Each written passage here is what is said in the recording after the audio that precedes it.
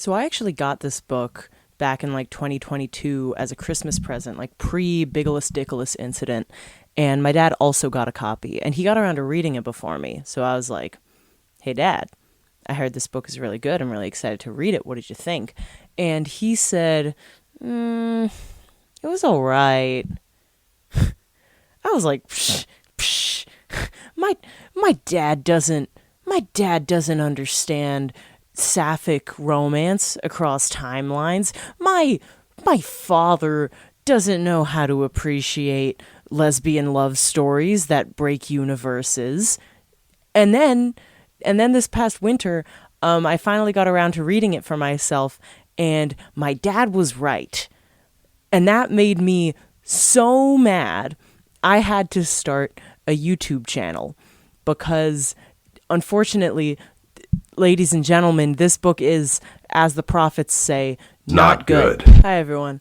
I'm Bella, and I can't read, but I did. I read a book called This Is How You Lose the Time War, and I'm here to talk to you about it, because I didn't like it. Like, am I crazy?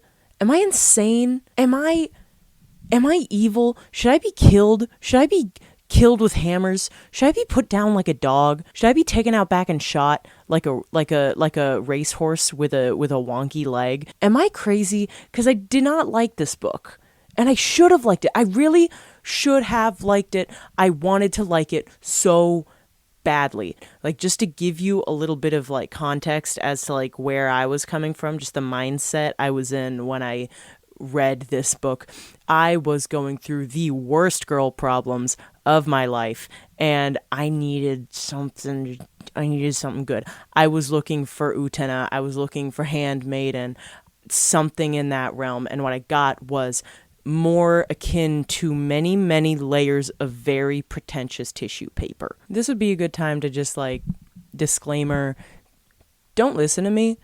I am not a serious person, and I should not be taken seriously. I may have tried to like position myself in front of the tallest bookshelf in my house, which is about waist high, to try and like give me a sense of legitimacy, but those are just tricks of the cameras, and you shouldn't listen to them. That isn't to say that I don't mean the things I say here, because I do, but I am just some dipshit.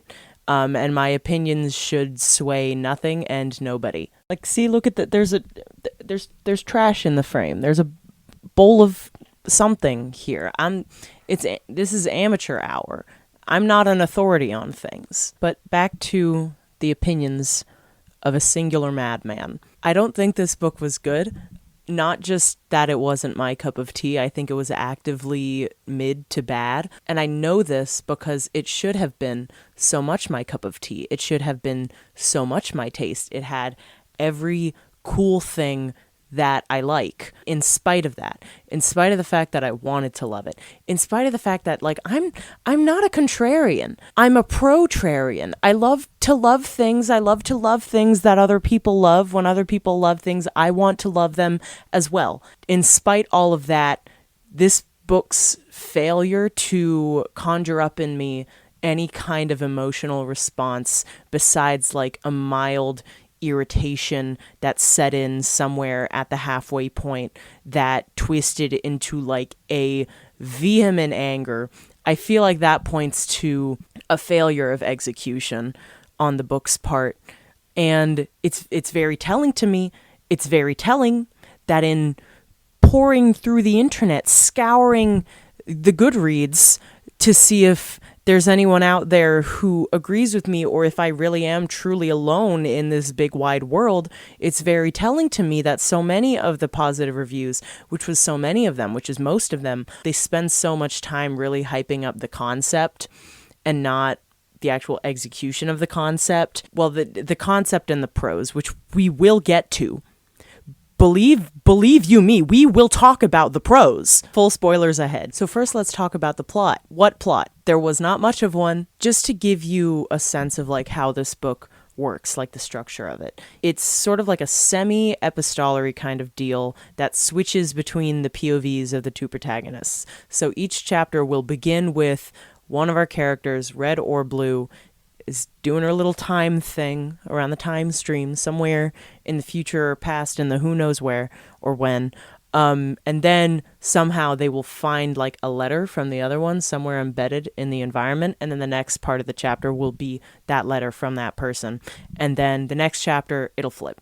Like if it was Red doing the thing and finding Blue's letter last time, now it's Blue doing the thing and finding Red's letter. And my question is this.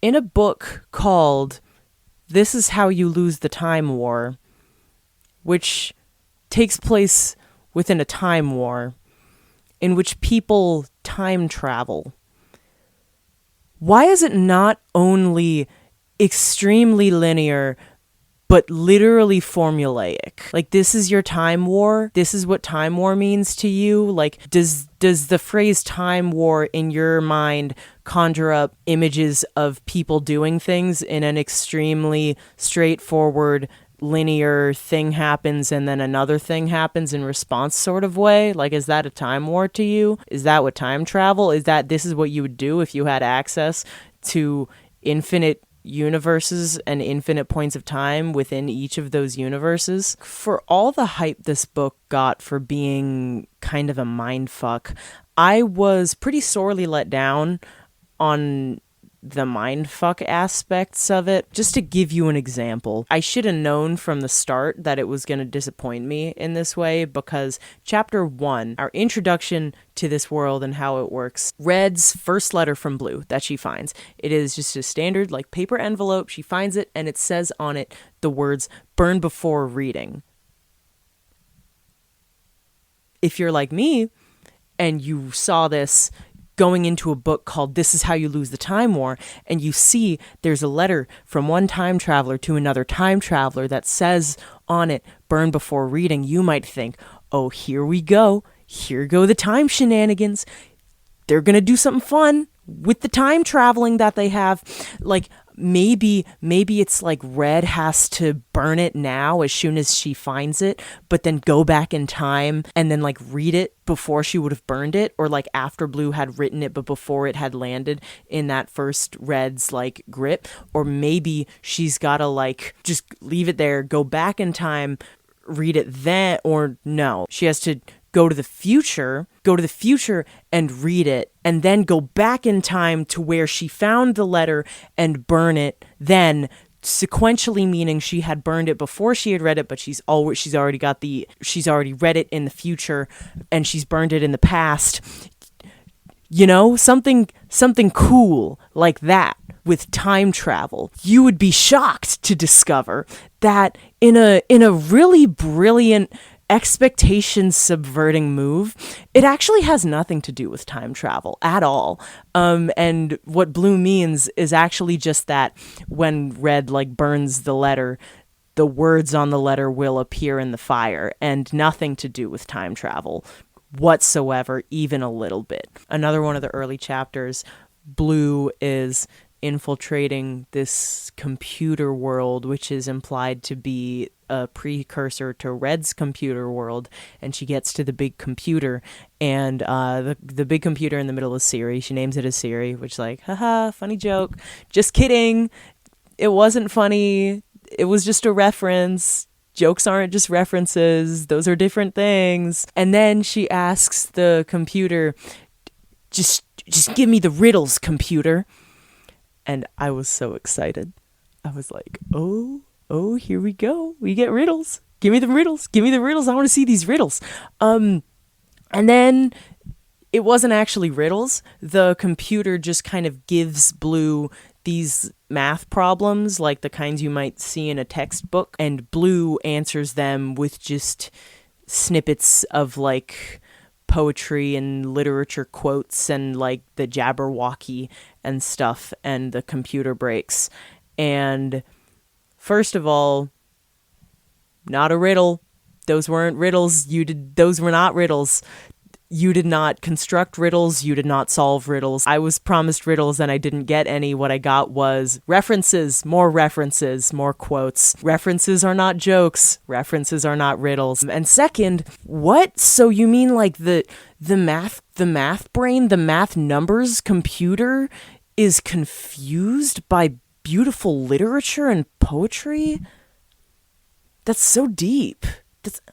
That's so deep, bro. Reblog if you think this is deep. I feel like that it was really emblematic of what would later become a lot of my problems with this book before I realized that these were going to be my problems with this book, is so much of it felt like quotes in the shape of riddles and references and name drops in the shape of a plot. Like, it kind of felt like Ready Player One, but instead of 80s media, it's like those Tumblr compilations of like decontextualized Anne Carson and Richard Sykin quotes that you as the reblogger can just like slot your little like ship blorbos into, which I love those. I love those writers. I love their decontextualized quotes. The decontextualized quotes are the things that got me into reading their original works. I've got blorbos of my own. Lord knows it. I love slotting them into decontextualized quotes. But you can't make a whole book of just decontextualized quotes from other people's work, because at that point I would just go and buy a book, like a real one, like an actual book that someone had written all themselves, you know? And like, I described this book as being very linear, but I don't even really know if I would say that about it, because linearity implies a kind of continuity of cause and effect that I feel like this book just did not have, especially for something that is supposed to have like intrigue and competition and like wits and wagers between its two protagonists. It all just kind of felt very disjointed. The action reaction of it, for all that they talk about of the like, oh, we're so action reaction, aren't we? Look at us. I do a thing and then you do a thing in response. How crazy. What a microcosm we are of this war. Just for the sake of comparison, let's look at like a classic example of that kind of mutually antagonistic spy versus spy sort of setups. Let's take Tom and Jerry. I'm Tom, you're Jerry. And I'm Tom, and I hate you, Jerry. You're my enemy. And because I hate you so much, I put a little mousetrap in front of the little hole in the wall that you live in. And you, being my enemy, you very cleverly take the end of my tail and you put it into the mousetrap while I'm turned away. Because I'm turned away, because I'm not looking, because I'm already relishing in my assumed victory. I'm counting my chickens before they hatched. And you know this about me, because we've been enemies for a while. We understand each other in that way. So I, excited to see the fruits of my labor, I quickly turn around to see what I expect is going to be you caught in that trap. But the motion of it snaps the trap down on my own tail, and I, hoisted by my own petard, let out a big Mel Blanc scream. But then, because I'm Tom, and because I hate you, Jerry, and I want to enact harm upon you, especially as retribution for your latest little stunt there, I do the same thing again. I put another little mousetrap in front of your wall home door, and you, once again, take the tip of my tail and you put it back in that trap. But here's the thing. What you think is the tip of my cat tail is in fact a lit stick of dynamite that I have painted to look like my tail. By the time you realize this, because you too also get caught up in your own false notions of security, you like to gloat a little bit before victory is secured. We're similar in that way. By the time you realize that you're holding a live explosive, the only thing there's time left for you to do is give one despairing look at the audience before you are reduced to a little pile of ash with some big doinky cartoon eyes on it. And I see this. Jerry, I see this and I laugh. I point at you and I laugh. I laugh so damn hard. I'm pointing and laughing, and I'm pointing and laughing. And you take the tip of my accusing cat finger while I'm distracted, and you put it right back in that fucking mousetrap. Bam! Another Mel Blanc scream. And you, face still covered in soot, in ash from the explosion, you come to me. I'm trying to shake the mousetrap off my finger. You go, why do you keep doing this? You keep doing this to yourself. We just over and over again. It never changes. And I say, Jerry, 'cause it's in my nature. And it's in yours, too. And then I hit you with a big metal pipe. And you hit me back with a shorter metal pipe. We just keep doing that over and over as the credits roll and the music score plays and the orchestra comes up. We just keep doing it. With the promise of more of the same next week. You see how there's a sense of continuity there. And with that continuity, a sense of consequence and cause and effect. If these two wrote Tom and Jerry, we wouldn't have any of that. If these two wrote Tom and Jerry, it would just be like Tom walks through a door and a bucket that Jerry has balanced atop the door falls on top of Tom, but it's not even water or anything in the bucket. It's just a letter that says oh, Tom. Oh, cat. Oh, Tomcat. Oh, cat named Tom. I'm intrigued by this little cat and mouse game of ours. Apologies for the joke. Are you intrigued by it, as I am? I look forward to hitting you with a metal pipe again. But every pipe has its end. Every tunnel has its light at the end of it. Every wall has its hole. Every cheese has multiple holes. You must wonder how I live in a hole so small, in a body so small. I'm writing this on my little mouse chair with my little mouse pen, and I'm grinning with my big mouse whiskers. Or maybe I'm just ironically playing into your preconceived notions of my little mouse life. You know, this reminds me of something Voltaire said. Let's talk about the big twist. The one big twist. There is one singular, non-chronological element of this whole book's plot. That's pathetic. Your Time War has one weird time loopy thing. One.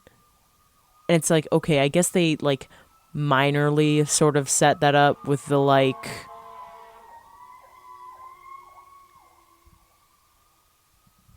I hope whoever that is was okay. There's a whole something about Red was almost eaten by a lion creature as a teenager, but then Blue went back in time and killed the lion creature, and that's just over the course of 2 chapters is that happening. So that's one stable loop of a thing happening and being prevented. But then the larger plot, at some point we learn that Blue once had a sickness as a child that no one in Garden could figure out, and everyone was always suspicious of her for it after that.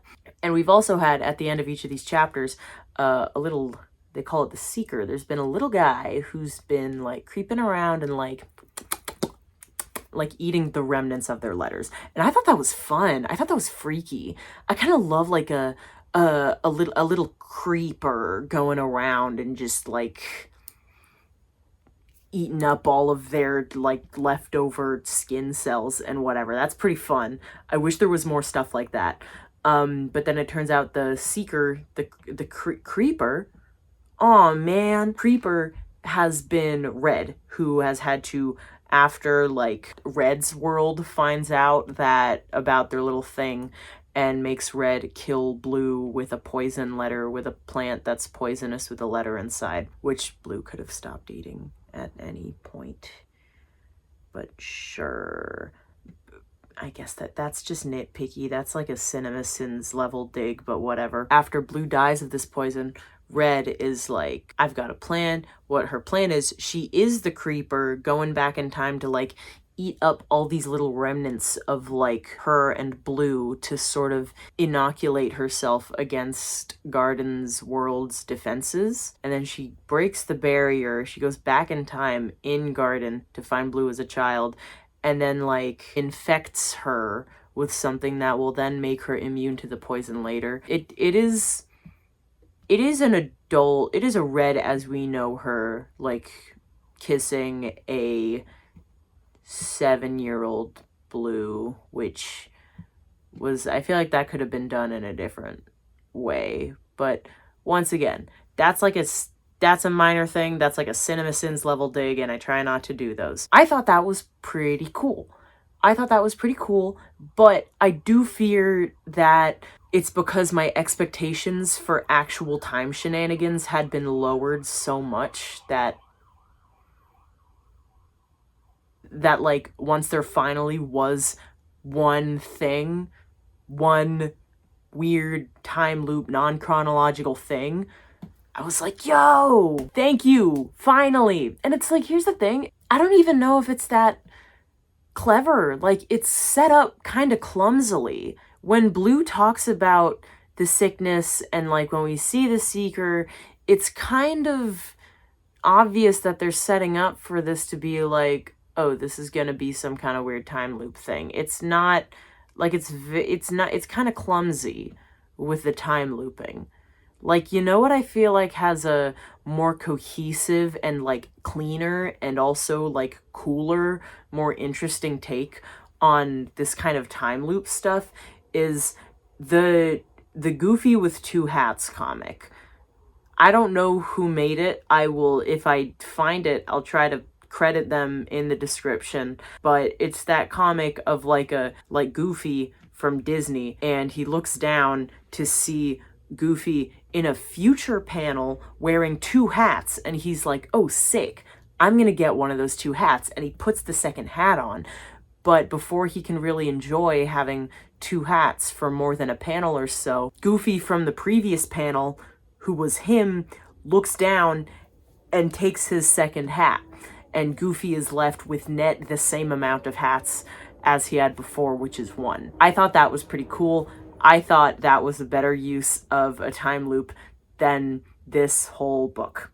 Like, it just didn't feel very organic, the loop stuff and the setups for the loop stuff. It felt very much kind of like, well, we need this to happen later on, so we'll just kind of like cram mentions of it earlier on in the book, which I feel like it was more egregious with Blue just kind of out of the blue, like bringing up her childhood sickness, than it was with like the Seeker, because like, again, I thought the Seeker was kind of a cool thing. I love a freaky little guy who does weird stuff.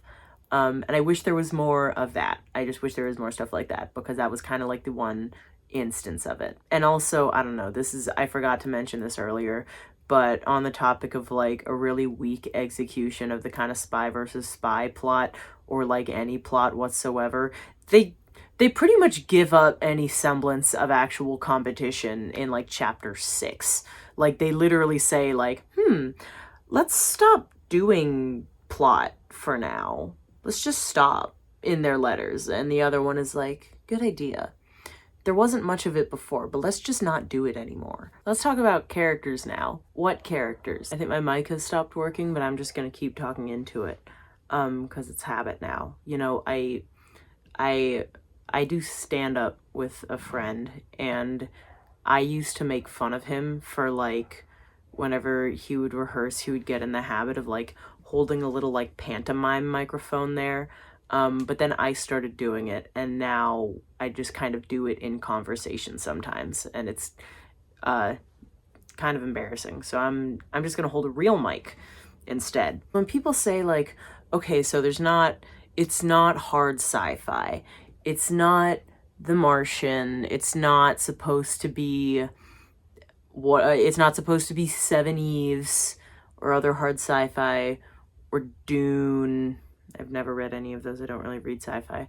But when people say like, it's not supposed to be about the sci-fi stuff, and it's not supposed to be about like hard plot stuff, it's supposed to be about the romance between the characters. For the romance to work, you need distinctive characters, and this book simply did not have those. What this book had was red and blue, A and B, literal just blank slate labels for more blorbo slotting, is what I got from this. You can't just have like the red and blue gays. You actually need them to be characters, is the thing, for like the red and blue gay trope to work. Like, for all the word count and page space that these two spend just expounding on their own philosophies, which aren't really philosophies, to each other. I simply did not know enough about either of them to care about them, and because I did not care about them, I did not care about their romance, which is supposedly the whole purpose of the book. Like, for all their musings on their hunger and lonelinesses,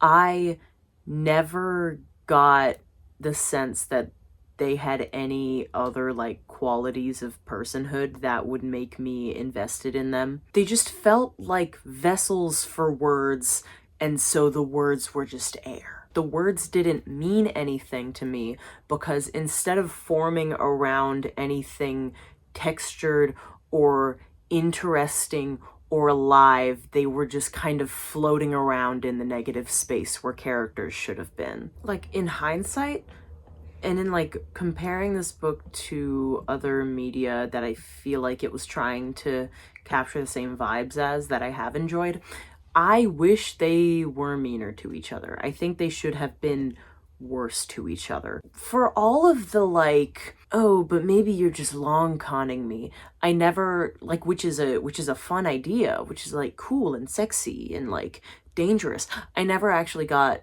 the vibe that that was a real possibility, which would have made things much more interesting. I wish they were more diametrically opposed, as they keep saying they are, in ways beyond just coming from different places, because for all they talk about of how, like, you're so incomprehensible to me because we're so different from each other, you could swap around the names at any point in this book, they would be indistinguishable from each other. Like, they both go about doing their time stuff, which isn't really that impressive, in, like, the exact same way.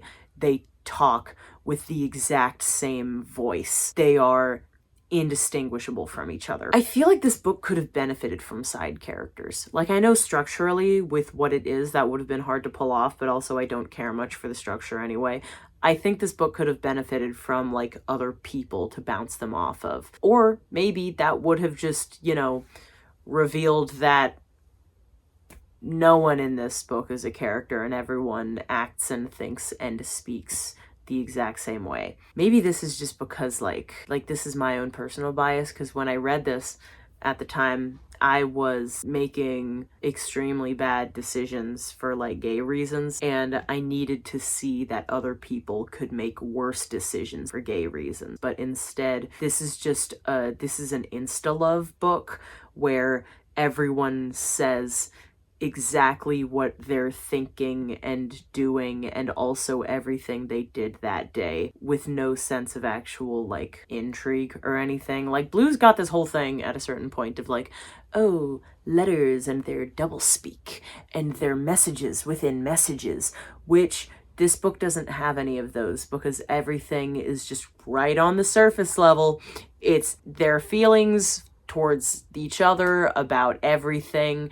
Their whole person beings are just exactly what it says on the tin in every single letter. I wish they lied more. I wish this book had more liars. I wish this book had more schemers. I just think they should have been worse. I think it would have made things more interesting. Let's talk about the world building, though. What world building? Blue comes from plant world and red comes from computer world, and for all the, like, little kind of self-aware lampshading they have of, like, oh, you think I just come from plant elf world, well, I think you just come from robot world, and, like, those being portrayed as, like, shallow generalizations of each of their lives, there's really, it basically is just that. Like, there's nothing to indicate that it's not just plant world and robot world. It doesn't matter in any way.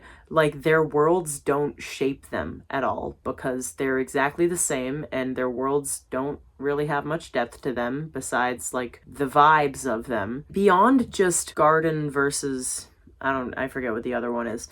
Beyond just that, with the structure of the time war, I do feel like one of the things with, like, anti-war works, the reason that those work is because, like, in today's world and for a long time now, war is generally, like, either one, as you know, happens because of and for the sake of the military industrial complex, and it's profitable for certain actors, and or imperialist efforts of like a hegemon against like other populations of people who are oppressed by them. This wasn't that, which like I'm not saying it has to be that. I'm just saying like if they keep going on about this, like, oh, this whole war is so pointless, it doesn't seem like it, because they are actually, like, there is a legitimate existential threat written into the fabric of time over who wins this war. Like, if the other side wins, we cease to exist, is what the implication is there. Not just the implication, but like the text of these are two mutually exclusive futures, which makes me feel like it actually kind of does matter who wins to the people who live in these worlds, and maybe to red and blue themselves, because if their future worlds that created them are mutually exclusive, then one of them should like disappear when one of the sides wins the war. Seems like the war kind of does matter, and they should be invested in. Like, they don't even care about it. Like, beyond their little, like, we're still gonna win, by the way. That could be cool if we actually had, like, a, like, legitimate, like, internal struggle over, like, am I doing this for the person I love, or like, am I going to throw away not only like this cause I've been raised with, but also like everybody else I know in this world? Am I actually going to sacrifice like every life in my world that is mutually exclusive from the existence of that other enemy world for this one romance? And maybe that's a choice they make, and that could be fun. That could be really cool if they actually did decide to mess around with that idea of like, yeah, maybe it is selfish to throw away my, like, the safety of my entire universe, not just the ruling bodies, not just the soldiers, but like the civilians of every living being in my universe for this one person. Maybe that is selfish, but I'm doing it anyway. That would be fun. That would be cool. But that gets back to like these characters and these worlds would actually have to like matter for that to have any sense of stakes or like emotional investment to it, and they just straight up don't. And once again, there was just like no real consequences even in their individual like actions that they were doing in the chapters, even when they weren't competing with each other, when they were just carrying out their missions. It's like everything was just kind of like a hand wave, like imagine the butterfly effect is gonna do all of it, which like I would have actually liked to see the details of how like a particular dispersion of steam power helps Garden's interests, because that's when Blue is on like the whaling ship, and it's like, oh, I have to be here to control the dissemination of sea power, like steam technology across the world for Garden's purposes. I want to know why Garden likes steam power. I feel like that should be the opposite, because steam power results in like the Industrial Revolution, which I feel like is kind of anti-Garden's whole thing. How does Red just make sure the death of Caesar happens lead towards like Red's robot world's ends? Like, there's no indication whatsoever. There's never any specific like, this is why she needs to do this because this puts us on this particular track. It's always just like, well, you see, this textile person might, their cousin's washerwoman's dog walker is someday gonna do a thing, and then they never tell us what the thing is. And also, I don't know, there's just this one fucking line where it's like, but the one woman who got away from the explosion, she might become a queen, or even worse, a poet. Like, shut the fuck up. Like, I hate it when people do that, of like, the most important thing is to tell stories. Me, a storyteller, an author, that's the most important thing, and you don't actually like explore that at all. Like, it's just kind of sucking your own dick a little bit. Like, it was just kind of a slideshow of references of like, remember this thing happening in history? That's what this is. You remember Caesar? We do too. You're smart for remembering Caesar. Remember Pompeii? So do we. Do you remember Pompeii? Look at how smart we are remembering Pompeii. Great Fire of London? Of course we remember that! Like, it's back to the whole issue of, like, this book was just a bunch of references stacked on top of one another. This is just a personal thing that I feel like is interesting, is that Red and Blue, they're always doing, like, good things, and aside from the occasional, like, oh, burned a cockpit full of, like, astronauts or whatever. It's always, like, Red had to go back in time and ensure that, like, women could vote. That, like, the women voting amendment was passed, because this helps, like, computers' interests. They don't actually, there's no point where they actually go back and have to change or ensure the course of women's suffrage in America. But this is just an example. Every time Red or Blue does something that is, like, in favor of, like, what we would consider, like, a progressive or good outcome, the implication there is that the other side would not like that to happen. And again, I know this is going to come off as, like, a CinemaSins criticism, but I think that's a very interesting opportunity if you actually were to explore that. Just using the women's suffrage example is, like, let's say Red has to go back in time and make sure that, like, I don't know, the Seneca Convention happens. I don't know if that's the correct name for it, but, like, she has to go back in time and ensure that women win the right to vote in America. And then the implication that we actually get in more detail is the idea that for Garden's interests, women should not be allowed to vote. Isn't that interesting?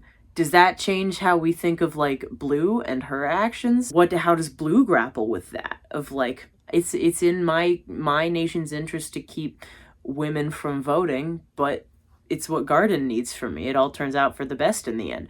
And vice versa too. Like, maybe Blue needs to go back in time and make sure Obergefell happens, which is great and all, because I love Obergefell. But, like, the implication there is that Red's world does not, at least at this particular point in time, want gay marriage to be legal across the United States. How does Red justify being on the side that's against gay marriage? Is Red against gay marriage? At least, like, at this point in time? Maybe Red's like, in computer world, we deal with all that. It's just that, you know, we can't let this one lesbian couple get married in Kentucky, because when otherwise one of them becomes the president, or even worse, a poet. Speaking of poetry, it's time to talk about the prose, which everyone really seemed to like, which everyone seemed to make exceptions for the paper thinness of the rest of the book for, which everyone really loved the prose. Everyone's like, okay, maybe the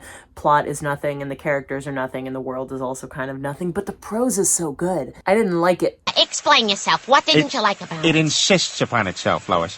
What? It insists upon itself. What does that even mean? Like, I mentioned this a little bit earlier in the characters section, but why do two characters from supposedly opposite worlds talk exactly the same? Why do they sound the same? Why are their voices indistinguishable from each other? Which, like, this would be bad anyway. Like, this would be my beef with the book in any circumstance. But there's two authors. This book was written by two separate people, about two separate people, and they still end up talking the exact same. Why is that? How does that happen? Like, the prose wasn't good. It was just long. It was just flowery.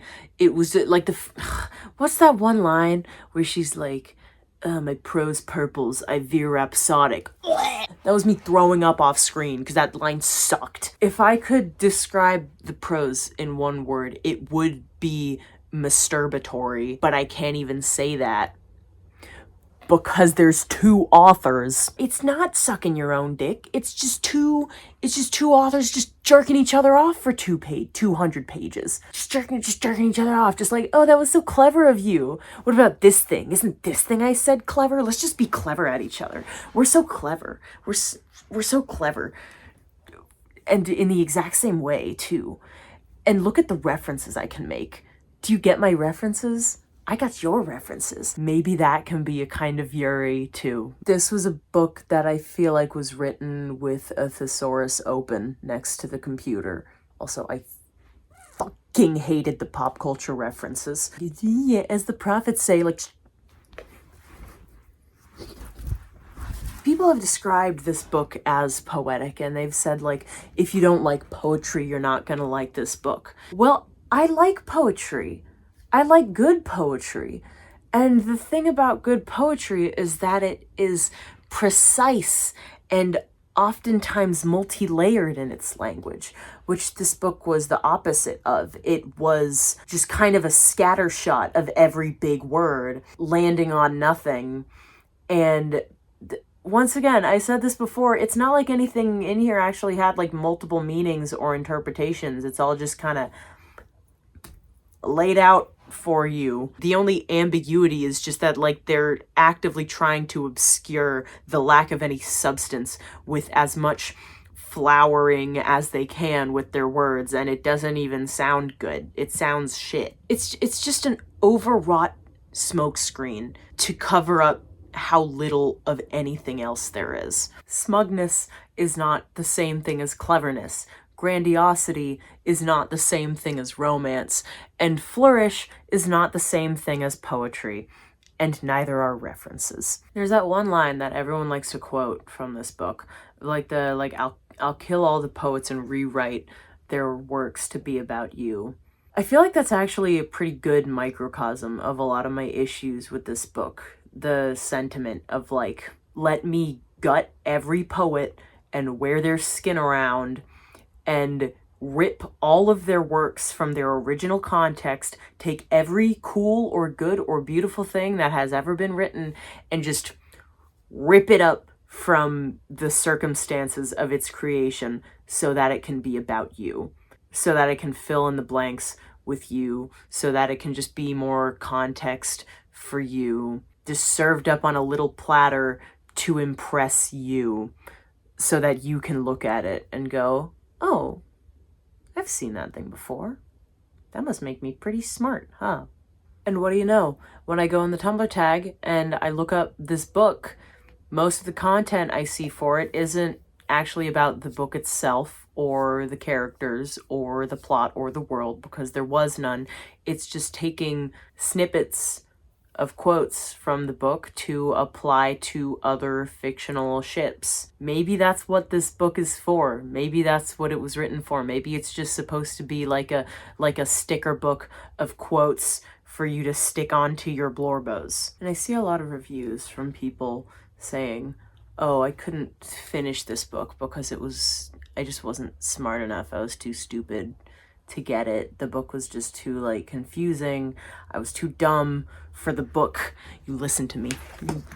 You listen to me. It is not you that is dumb. It is the book. It's the book that is stupid and trying to trick you into thinking it's not stupid. It's the book that is too dumb. It's the book that is dumb. So I didn't like this book. I thought this book was resoundingly mid. I thought this book was a dud, which is, paradoxically, a greater sin than being actual garbage. Time War, I don't hate you for being blatant half-star schlock. I hate you for being a mediocre nothing burger with enough bells and whistles and Tumblr chic trope inertia to pass as a story with something to say. I hate you because, unlike the deliciously malicious hate reads vomited forth from the usual book talk recommendation hype, you're so elusively hard to hate, but so blandly impossible to love. And I wanted to love you. I opened you up looking for love, not even requited love. You don't find that in a book. Nobody looking to be loved in return seeks it in glue spines and pulp skin. And even past the collective bacchanal rush of a Category 5 Bigolus Dickolus event, I just wanted something to say I could love. One-sided, from across a pane of glass. I'll tell you something about me and hunger. I'm an innately religious person. The cradle Catholicism will follow me to my casket.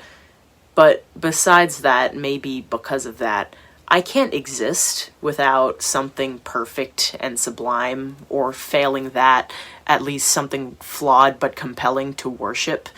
And I thought that could be you. And you let me down, as objects of worship often do. But even if I couldn't grind you up for the love-fueled Chuck E. Cheese ticket muncher in the cavity of my chest, keep you in a birdcage and, as the prophets say, scream your name from the rooftops of the city in my heart, one thing I will not take from anyone or anything is indifference. I can't eat indifference. I can't hold myself up on a scaffolding of boredom. There is enough empty space in my body already. I have no more room for more nothing. So I took that little itch, that little seed of ambivalence and dissatisfaction, and I let it crawl its way up my throat to become bitter, bitter bile. I hate you, Time War, and that hate, those roots, those spores, they make my belly fuller than bread and warmer than wine. You've made a mouthiest of me, Time War. Everything that puts acid in my mouth, everything I hate, it's because I smell you in it. Everything I love, I can't help but feel it framed in contrast against your outline, seared by the heat of my own loathing into the wrinkles of my brain, into the channels of my bronchi. You have killed every poet in my heart. Things I would have once loved now just remind me of you and your cheap attempts to emulate them, and it pisses me off. And maybe that can be a kind of Yuri too. So I'm going to give this one 2 stars. Not good. So now I'm going to recommend you some things that I actually did like. Some things that I was looking for when I opened up Time War, and that Time War did not give me. And I know some of you might be watching and you might be real mad at me right now. You might be like, you just spent so much time of your life just dunking on a book that I thought was really good.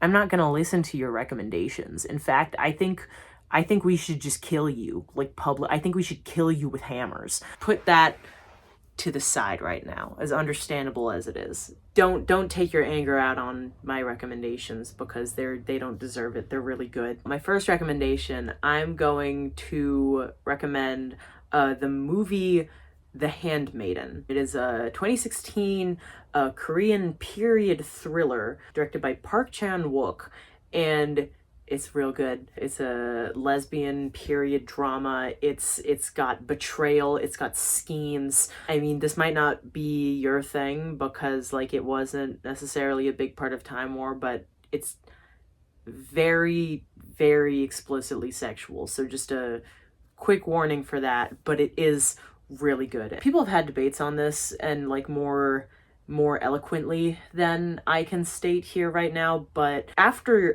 you watch The Handmaiden, because you should, because it's really good, I think it's also worth it to watch one of my favorite YouTube essayists. I think her channel name is Verily Bitchy. She has a video on The Handmaiden, and like whether or not it just plays into or subverts the male gaze as a depiction of like lesbian eroticism. It's a very, very good video, very good movie, worth watching both. Second recommendation is Mabel Podcast. It's a podcast called Mabel. If you want lesbian romance where the characters actually feel like people and the setting actually feels like a place and the language is actually like genuinely poetic and cutting and keen and observant and musical instead of just flowery, listen to Mabel Podcast. It's also got it's got a lot of that like surreal kind of mind-bendy stuff. Like, I personally have never finished it because every time I like start it and then put it down and then come back to it, I have to start over because it's got one of those plots that's like, it's very much just in the implications of things and it's easy to kind of lose track of. But highly recommend.